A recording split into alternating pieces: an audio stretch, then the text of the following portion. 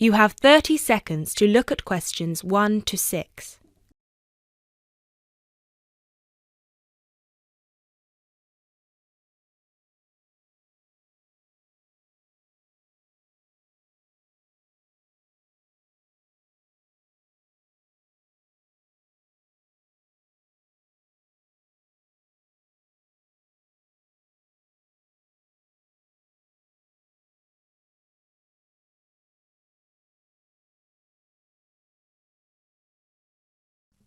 GB Airlines, this is Kyle speaking. How can I help? Hi, my name is Matt Walsh. I'm calling on behalf of Mr. John Sparrow to claim expenses for a delay in his flight last week. Good morning, Mr. Walsh. Thank you for calling. Could you please tell me the flight number and the date of departure? The date of departure was the 24th of January, 2016. I'm afraid I don't have the flight number in front of me at the moment. Okay, that's all right. One moment.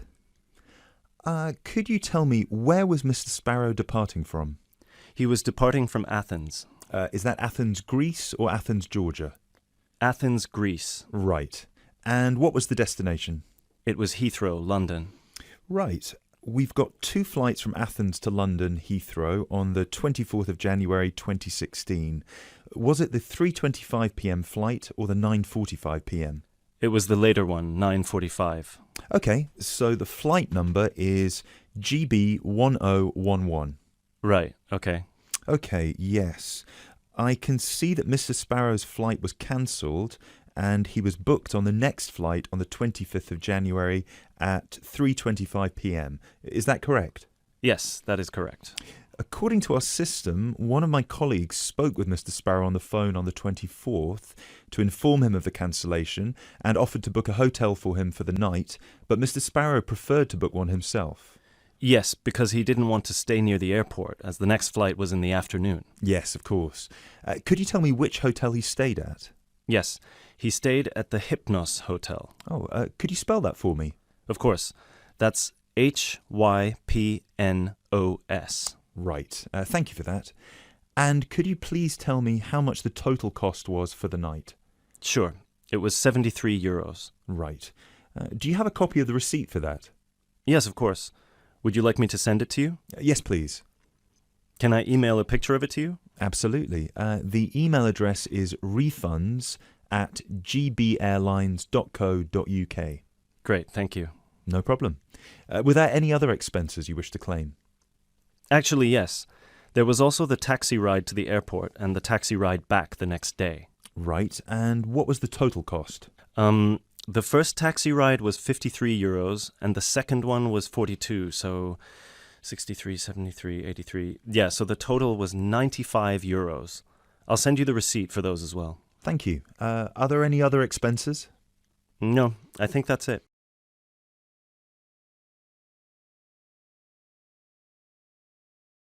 You now have 30 seconds to look at questions 7 to 10.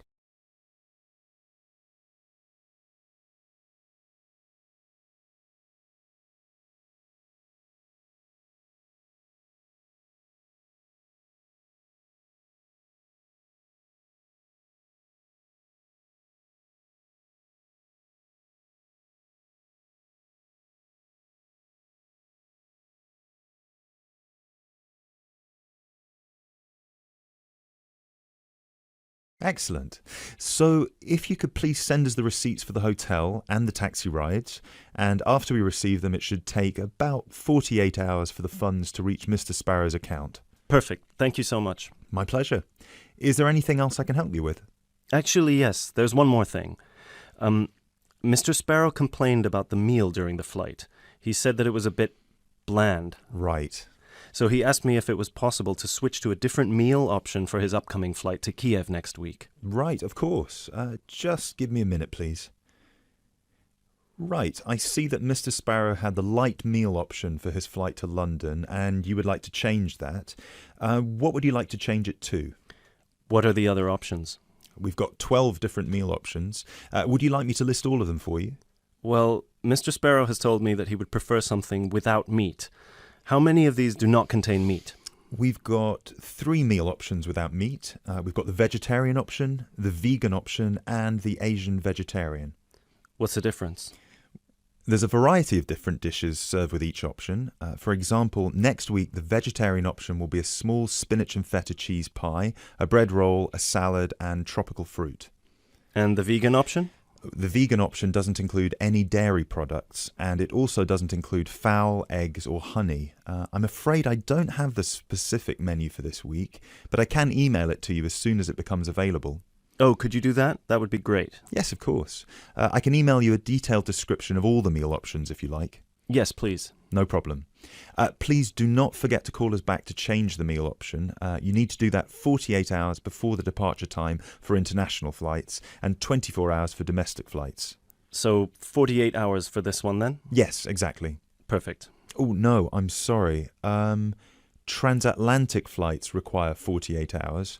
All flights within Europe require 24 hours. So in this case, you will need to call us 24 hours in advance. I apologise for that. Okay, great.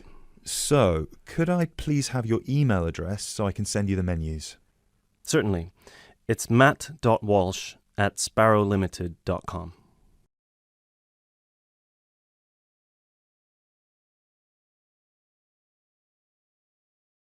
You will hear a speech given to new employees at a museum. You have 30 seconds to look at questions 11 to 13.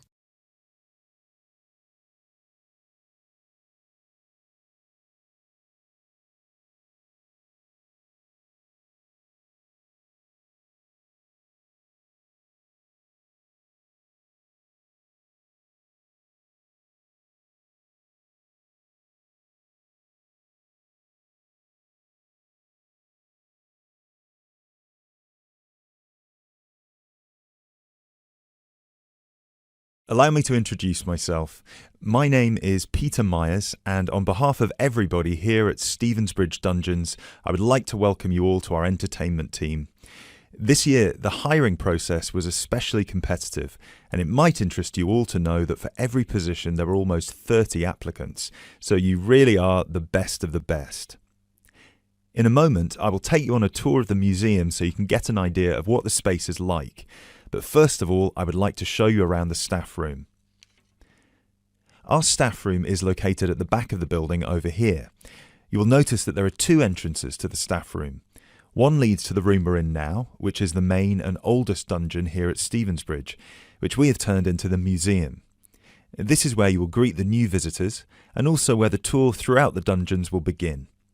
I should mention now that we only ever send visitors through as part of a group, so even on the busy days you will still get roughly 10 minutes of free time between each group. Make sure you use that time wisely, because you'll need to get straight back into character as soon as it's over.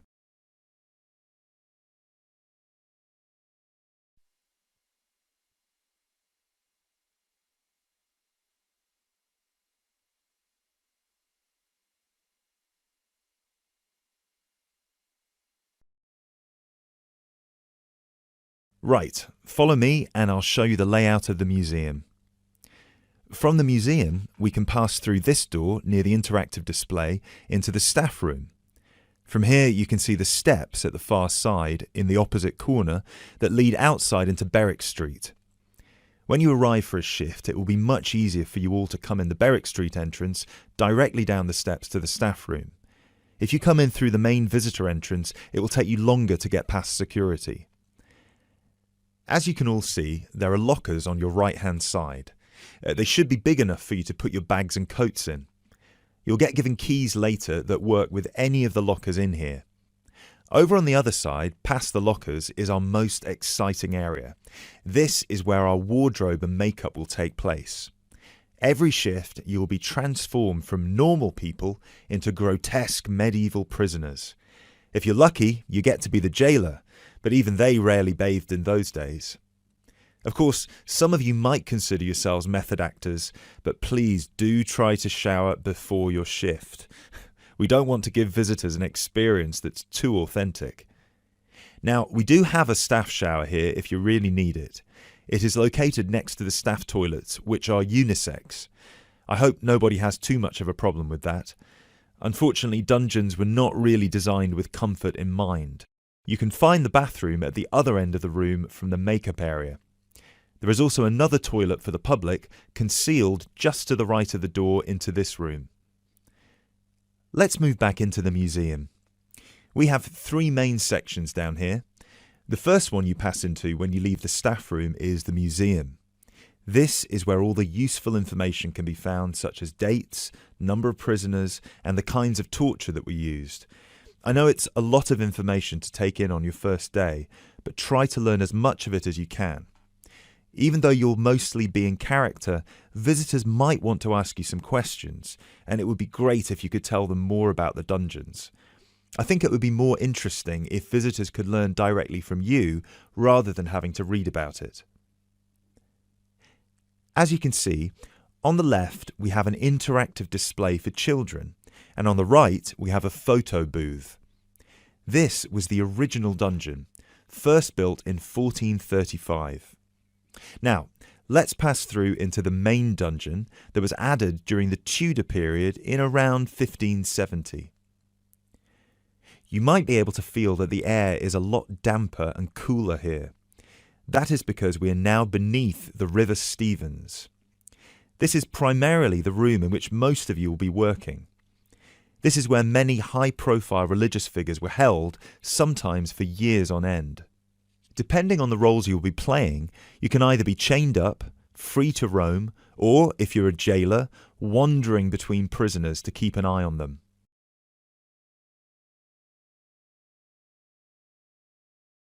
Now we will pass into our third and final section, the prison cells.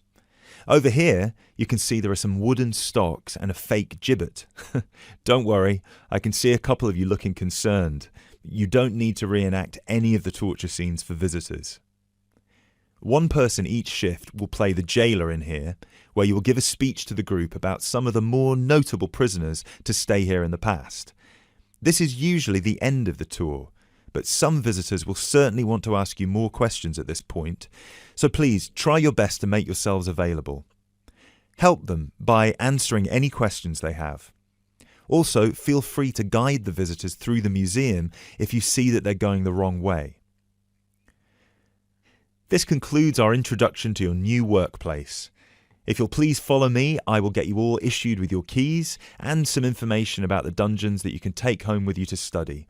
I will also introduce you to your shift supervisor, Alice Stiles, and you can ask her any questions you may have about your roles.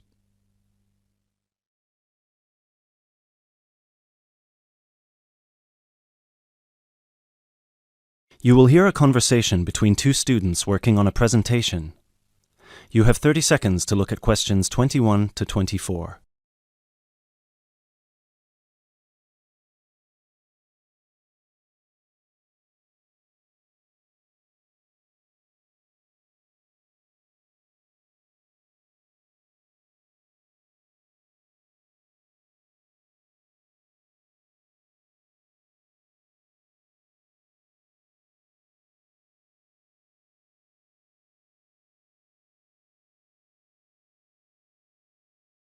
Hey Chris, thanks for coming. Are you ready to practice our presentation for tomorrow? Yeah, just give me a moment to switch on my laptop. There we go. Okay, what do you think? Wow, that actually looks really nice. Well done. So I've put the title up here in the middle, Reasons People Move Out of Their Parents' Homes. I thought we could start with the general graph outlining why people fly the nest at any age, and then we could break it down to age groups and social or ethnic backgrounds before we get into how our findings fit into what sociologists say about leaving your parents' house and what the effects of the timing and the circumstances of your decision can be. that sounds good to me. So we can start with the bar chart here. Do you think they'll be able to read the tiny letters here? No, which is why we'll have to read them out to them. Okay, so we could take turns then. I'd start with bar A, which says that the number 1 reason that young people leave home is to go to college or university. Exactly. And then I'd go on to the second bar, which gives the number of people who said they felt smothered by their parents' control over their lives and decided to get their own house to avoid that. Right. Then in bar C, we've got people who found a job and decided that it was a good opportunity to move away because of their new income. Yep, and then those who didn't feel exactly smothered by their parents per se, but more so because of the lack of room in their parents' house and the fact that their parents were around pretty much 90% of the time.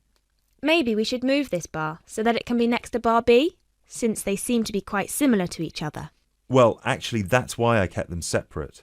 But maybe you're right. They would lead smoothly into one another. So that means that jobs will now be bar D and bar E. Bar E is about those who moved because of their partner or spouse. Right. And then at the end, we've got those who were pushed to leave by their parents and those who left because of a conflict at home. I guess at this point we should mention that, as expected, we had almost 0 people reply that they left home because of emancipation or abuse, despite the fact that our study was conducted anonymously. Probably because the participants didn't feel confident enough to share such private details with us. Or maybe just because there was no one in our pool of participants with such experiences. Yeah.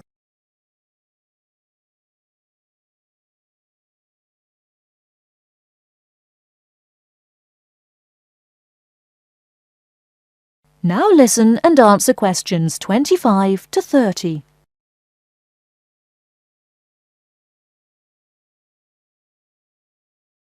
So then we can break it down to age groups and show these 4 different graphs for our 4 age groups. Under 18s, 18 to 20, 21 to 24 and 25 and above. Shall we take the graphs by age, or should we start with the second group? What do you think? Because we haven't got that much data on under 18s, and starting with 25 and above would also feel a bit strange to me, seeing as it was our second smallest group, and most participants were between 18 and 24 when they moved out of their parents' home. Yeah, you're right. Perhaps we should start with our 2 biggest groups and then move on to the other 2. So, you can present 18 to 20, and I can present 21 to 24. And then we can maybe present the other 2 groups together. I think it's best if we present them separately, since the findings are so different. Yeah, I guess you're right. So, I can present the under 18s, and you can present the 25 and over. Perfect. Or, wait, should we do it the other way round so it flows more naturally? Yeah, sure. And then we can include a brief note at the end for those who haven't moved out yet. Yeah, great.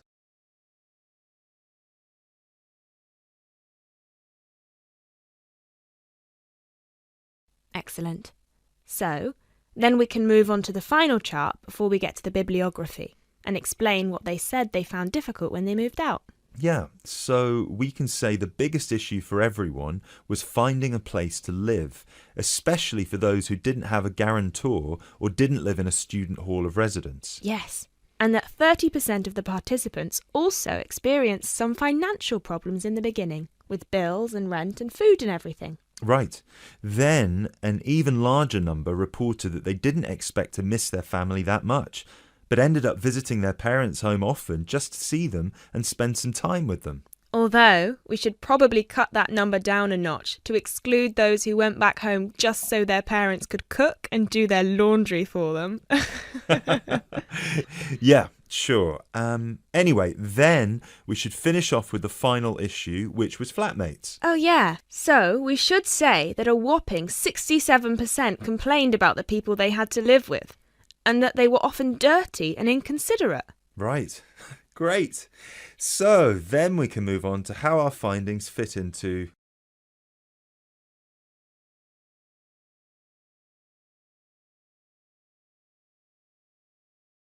Now listen carefully and answer questions 31 to 40. Now, I'd like to move on to talk about something called geotourism.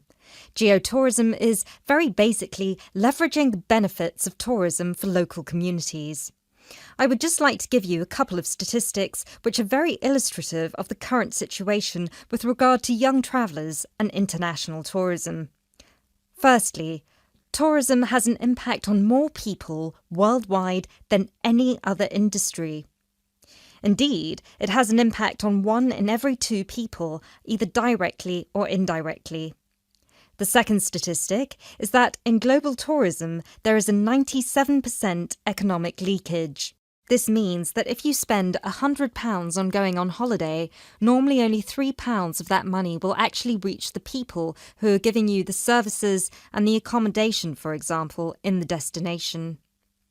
If you put these two figures together, you can understand why some of the regions of the world which have very high levels of tourism still have very high levels of poverty and huge developmental challenges. These countries have this massive industry demanding a huge number of services, but they are not seeing a fair reward for these services. Geotourism is about changing this.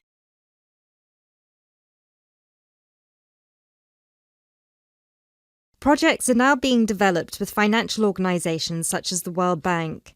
One of these involves developing a technology platform which is bringing grassroots travel products such as hotels, locally owned hotels, not global chains, very locally owned tour operators to the international travel market, therefore avoiding the middlemen.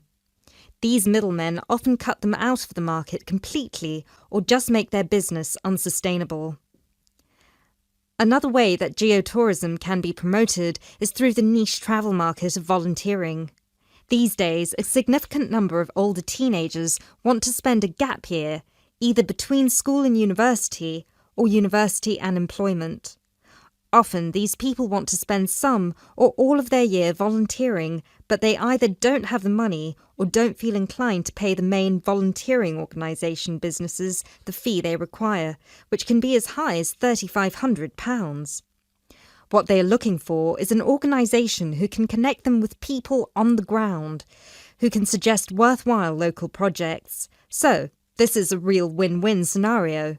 The organisers charge a small flat fee, which then goes to the local contact. Thus, the local contact gets a very good commission just for one customer.